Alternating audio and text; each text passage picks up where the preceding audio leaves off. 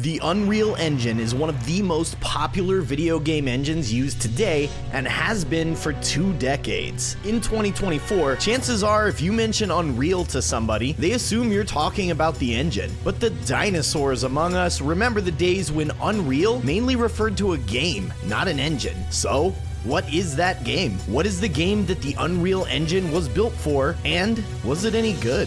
Let's check it out. What's going on, guys? I am SJ from 10 Points of Slashing, and I'm sure you're here because you already know if Unreal was any good or not. If you're anything like me, you probably consider Unreal to be one of the best first-person shooters of all time. It's one of those untouchable, legendary games that nobody can challenge the quality of, right? In this 10-point review, we're going to be doing just that. Picking Unreal apart to take a look at whether or not it was actually as good as it feels. So thank you so much for joining me, and let's dive in. I'd like to kick things off by saying that this series is about celebrating the games we love and exploring why we love them. We never make a video about a game we don't like, so needless to say, I love Unreal. And that is my problem. I tend to have really emotional reactions to video games. I either love them or hate them. So I built this incredibly simple review system to help me cut through my own bullshit and determine whether or not the game I'm raving about and telling all my friends to play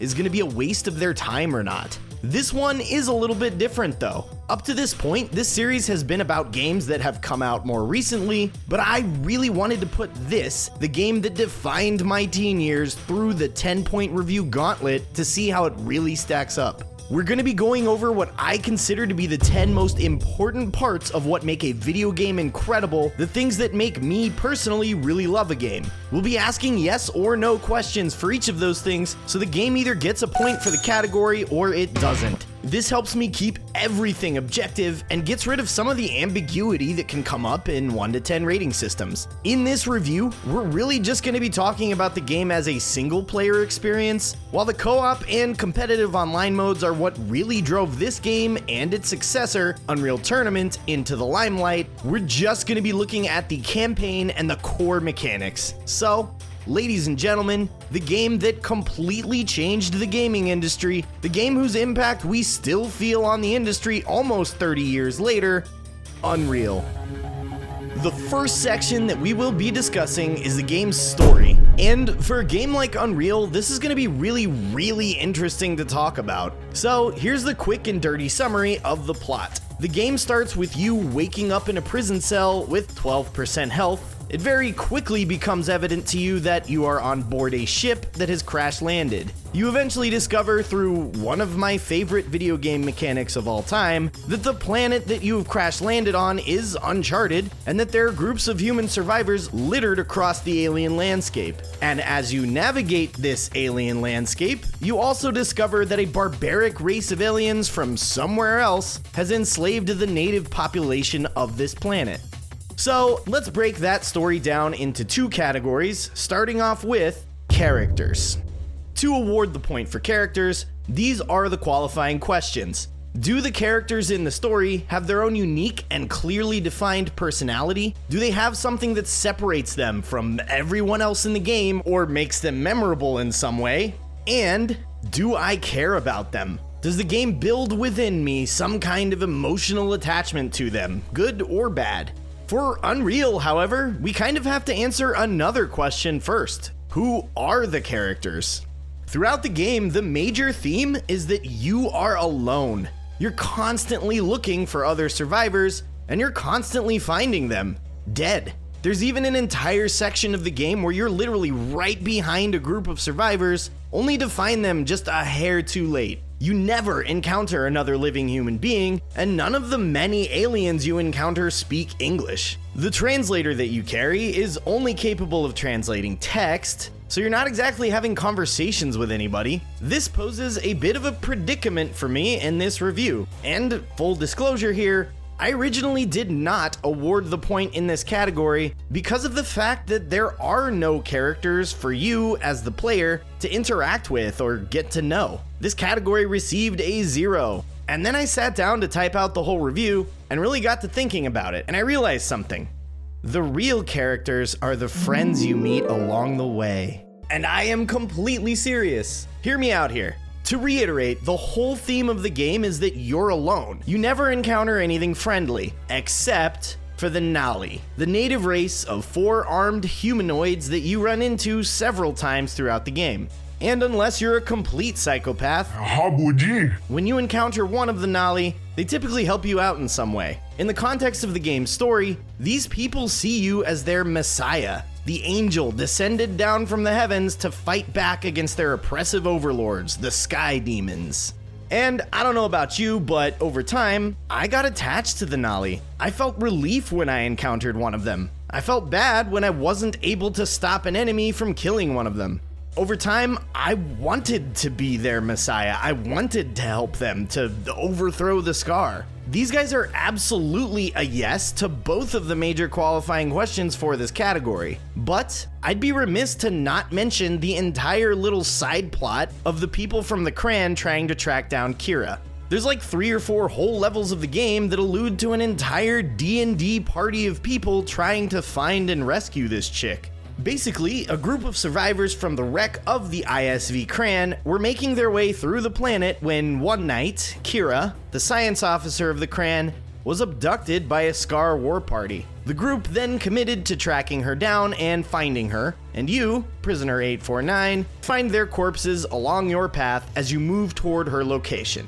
And when you finally find her, it sucks, dude. You feel like you failed somehow. And this little, I guess we'll call it a set piece, happens right before the final few levels of the game. The entire game you've been made to feel alone, like you're the only human being on this planet. And then you get a little bit of hope. You think you're gonna encounter somebody left alive. I think that narratively, this is one of the most important moments in the game, and it just wouldn't work if you didn't care in some way. Do I care about Kira as a character? No, but I care about finding another human. I care about the group of humans that died trying to get her. There's this really weird dichotomy happening here where, on one hand, the game does nothing to introduce specific characters to the player, but on the other hand, it does so much to characterize groups of people. In a game where you are supposed to feel alone, I think the developers absolutely nailed this category. I am going to be awarding the point for characters in Unreal. For the next category in story, let's talk about Unreal's conflict. The thing that drives us, the player, to do stuff. What is happening in the game that drives the plot forward? For this category, the qualifying questions are the same as the one for characters. Is it clear what's happening, and do I care? Do I have any kind of investment in what's happening? Unreal is what I consider to be a masterclass in environmental storytelling. Even if you never touch the translator, which we'll get into later, you still have a really good idea of what's going on in this game based on the environment around you. Pretty much the only bit of, I guess you could say, force feeding that the game does is this. Prisoners 849 escaping. That's all you know. That one line of dialogue is essentially the opening cutscene for this game. And that's enough to tell you everything you need to know about the entire story behind Unreal. You are a prisoner and you are escaping. I'm sure there's some kind of corny ass grasping at straws existential comparison to be made here, but suffice it to say that this is the entire plot of the game. So yeah, it's clear what's happening, but do I care about it? If Unreal did not have the whole thing about the Nali being enslaved, if this game was just Prisoner 849 going on an alien killing frenzy, carving a path through Napali straight to the alien mothership, then I'd say absolutely not. But the fact that there is so much between the lines does incredible things for the narrative in this game. There's a genuinely interesting story about an entire race of people here, and that's not to mention the survivors of the prison ship and their stories, survivors of another shipwreck later in the game, the whole Kira thing. The game is just chock full of ways that it reinforces to you that you are alone, and you are the only spark of hope that the Nali have seen in a very long time. So yes, I care about getting off this hellscape of a planet, and I also care about sticking it to the Scar on my way out. Point awarded for conflict. And that brings us to our next section, gameplay. This one is definitely a lot easier to talk about in a review perspective than the last section, so let's dive in. The first category for gameplay, fun. Is Unreal fun? Obviously, 10 Points of Slashing wouldn't be making a video about it if it wasn't, so let's talk about why it's fun. What makes it fun?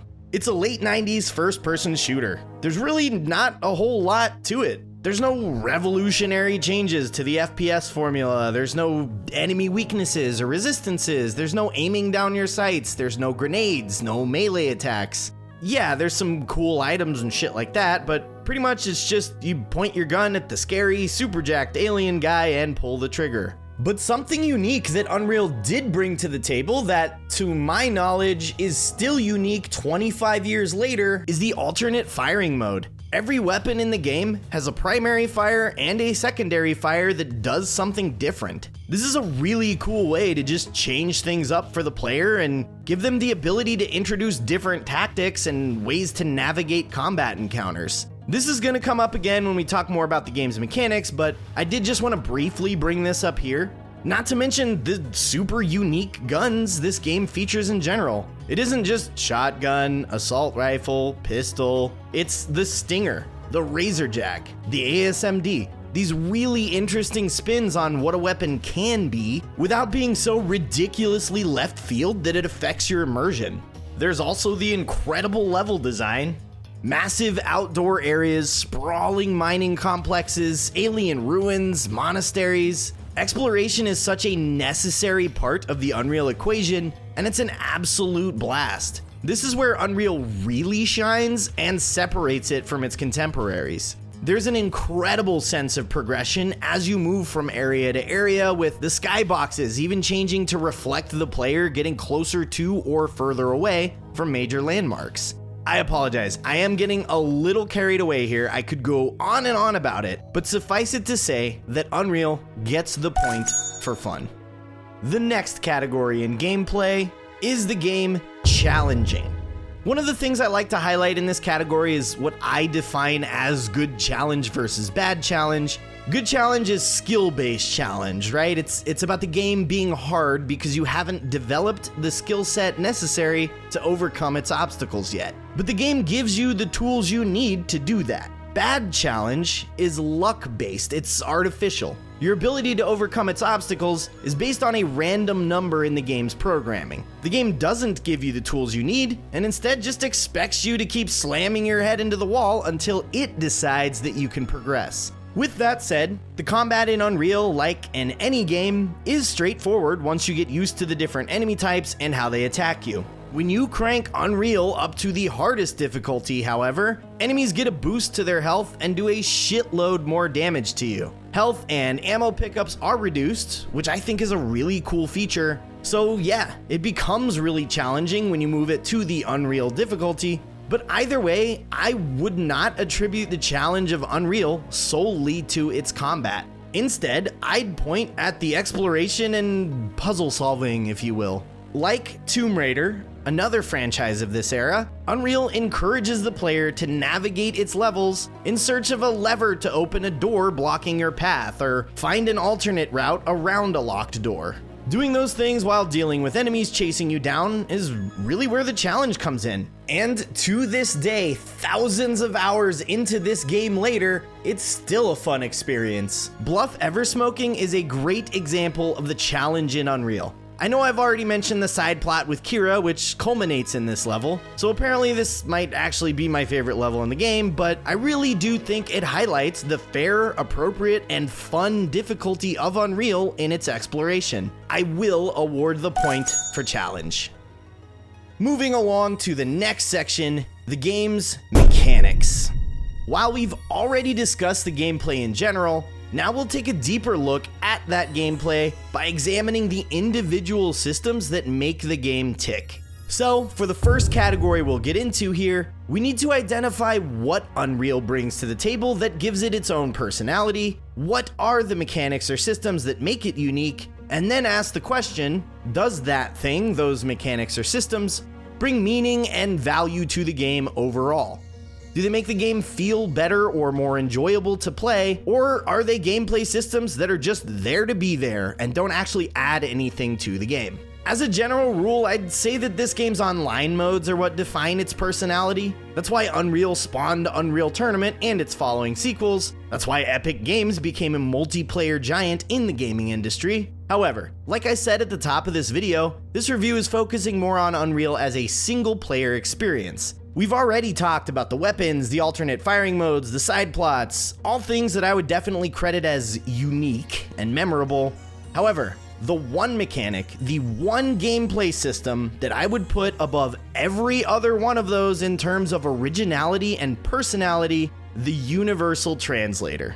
As I've said, the overall theme in Unreal is that you are alone. If the game was chock full of dialogue and survivors to talk to, it would lose that feeling, that sense of isolation. But this is a game that wants to tell you its story. So how do you balance telling that story while maintaining the sense of isolation? By giving the player a device that not only reads the alien texts, the histories of their people, their trials and tribulations, the walls of their temples, but it also reads the journal entries of the now dead shipwreck survivors you find in your journey. I don't think this system gets enough credit for doing what it did for Unreal. Is it a little corny? Yeah.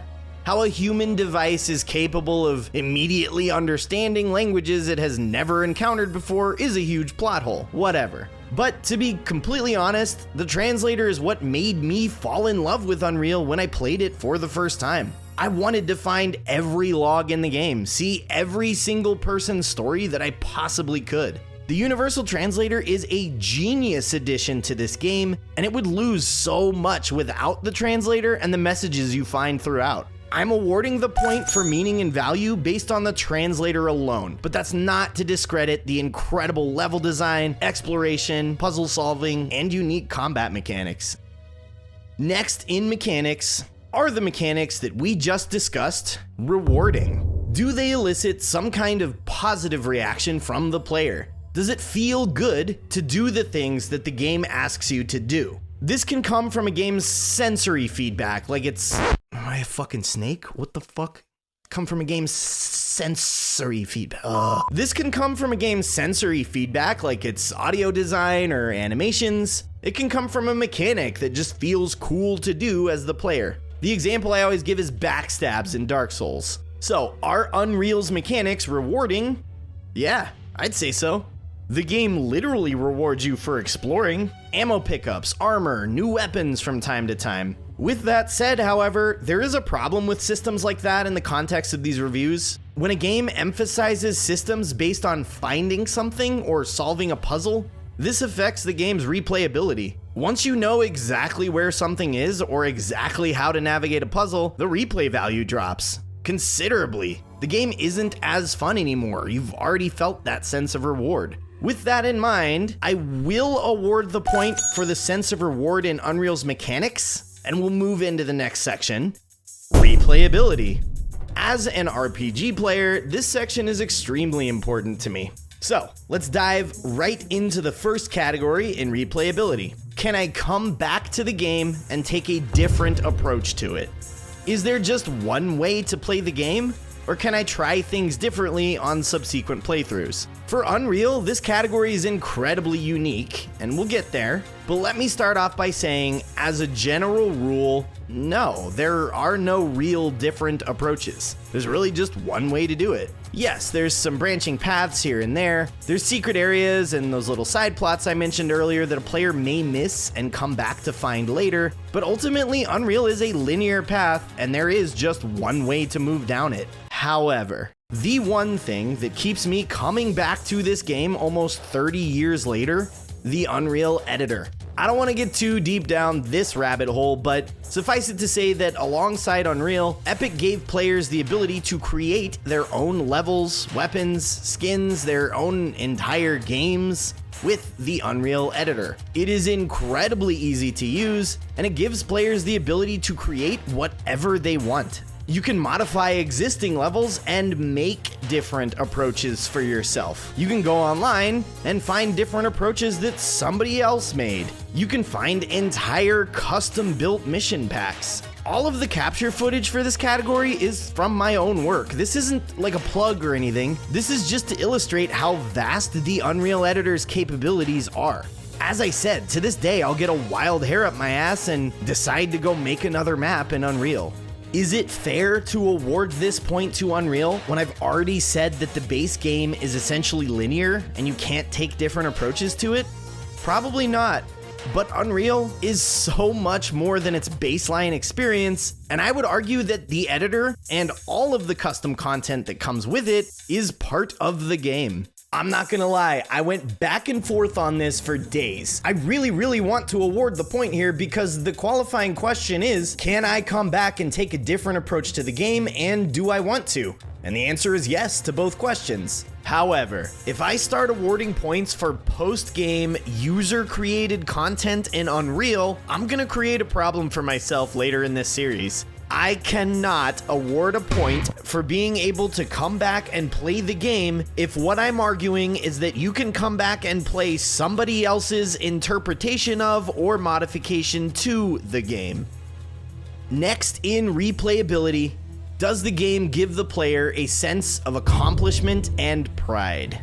For most games in this series, I point toward their achievement list here. Achievements are an incredible way for games to give a player a sense of accomplishment and keep them playing the game, keep them coming back for that one achievement they missed but they think they can nab this time around. That's literally the entire point of achievements from a design perspective. However, Unreal was a PC release in 1998, long before the industry adopted achievements or trophies as a gaming standard. So instead, we have to look at this category in a more general sense. Does Unreal give me a sense of accomplishment and pride?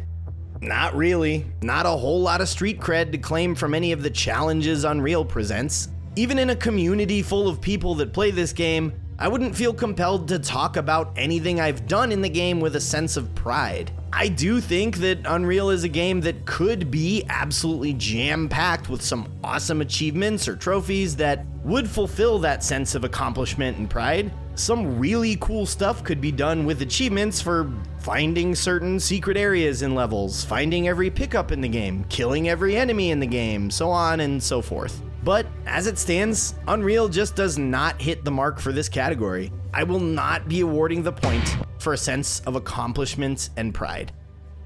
So, the final section, engagement. In this section, we'll be talking about two things that keep you locked into a game's world. Things that keep your attention and focus on the game's narrative or environment, thus keeping you engaged in the gameplay. For the first category in engagement, how is the game's immersion? All I'm really asking for here is that the game doesn't break my immersion and that my suspension of disbelief stays intact and I'm never really aware of it. This category is a pretty easy win. And there are quite a few really fantastical moments in Unreal. It kind of combines a futuristic sci-fi setting with a dark fantasy spin, especially toward the back half of the game. But for me, those moments are met with awe. It's, whoa, these islands are floating. That's cool as fuck. Must be some kind of gravitational anomaly. And not, okay, so now we have floating space rocks. Cool, man, whatever. There were no real immersion-breaking moments for me, despite situations like Napali Haven. However, I do really want to take the time in this section to talk about the game's environmental immersion as a whole. I mentioned earlier that the level design is incredible, but that doesn't really do it justice. The level design is... Look, I'm sorry about this, but it's unreal. The level design is unreal. I'm sorry. Unreal. Between the dynamic lighting, the ambient sounds, the music that matches the tone of each level perfectly, it's ridiculous how immersive the world of Unreal is. So much so that even if there was an issue with straight up immersion breaking, I'd probably give Unreal a pass based on the level of immersion in the game as a whole. I am awarding the points to Unreal for immersion. And the last category before we get to the final scoring for Unreal is the game paced well. To really judge a game's pacing, I like to take a look at what the major pieces of the game are and determine whether or not those pieces are assembled in a way that feels balanced. For Unreal, the pieces, or the major gameplay elements, would pretty much just be combat and exploration. And to that, I'd say, yes, the game balances those things phenomenally well. I would say that it may just have been a limitation of the technology at the time Unreal was released. To this day, if you use the summon command to render too many enemies, you'll have massive frame drops. However, I don't think that's the case. I think the game was just balanced really well with player engagement in mind. Take the first few moments you see a Scar in the very first level of the game, all the way to the first time you fight one in the mines. It would have been super easy and honestly totally fine to introduce the Scar to the player in a frantic way that made them feel overwhelmed, but they took their time with it. The developers introduced the Scar as an enemy in a time and place that made it have way more impact, and they built that up. Look at Unreal's contemporaries. A lot of the first-person shooter genre from back then is just shoot, shoot, shoot all the time, non-stop combat. Unreal could very well have gone that route, and it would have worked. In fact, it did work. Look at Unreal Tournament. But Unreal gave the player time to explore and learn about the world and get comfortable before it threw a terrifying enemy at them. I will be awarding the point for pacing. And so we come to the final scoring for Unreal. Ladies and gentlemen, 10 points of slashing awards Unreal an 8 out of 10. And those points that are missing, I really do feel are just a result of the game being a product of its time in a way.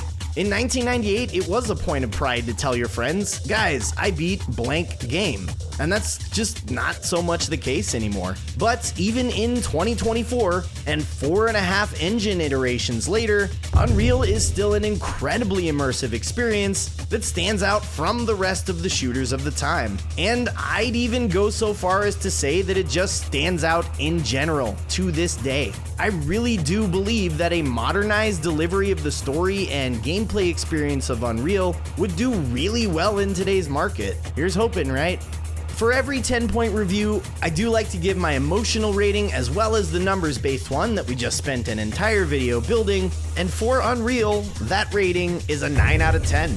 And I think the only thing stopping it from being a 10 for me emotionally is also just the fact that it's an almost 30-year game. My tastes have evolved alongside the industry. I spent probably thousands of hours playing this game as a kid, and a vast majority of those hours playing online. If you played co-op between 2003 and 2009, you probably ran into me at some point, and for that, I'm sorry. I was a really stupid and dramatic kid back then. But suffice it to say that my love for this game is fucking deep, man. For as big of an impact that this game had on the game industry, there was an equally big impact on my life. And I hope that that passion came through in this video. Maybe you had the same experience, maybe you didn't, but either way, as I've said so many times in this video, I could go on and on about how much I love this game, so please drop me a line in the comments and let's talk about Unreal.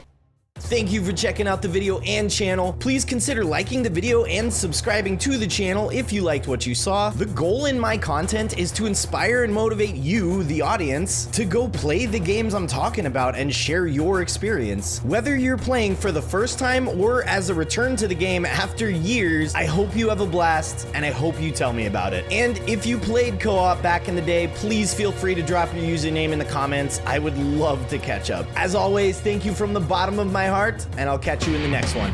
Later. Fuck, dude. I always get so much fucking gas when I record.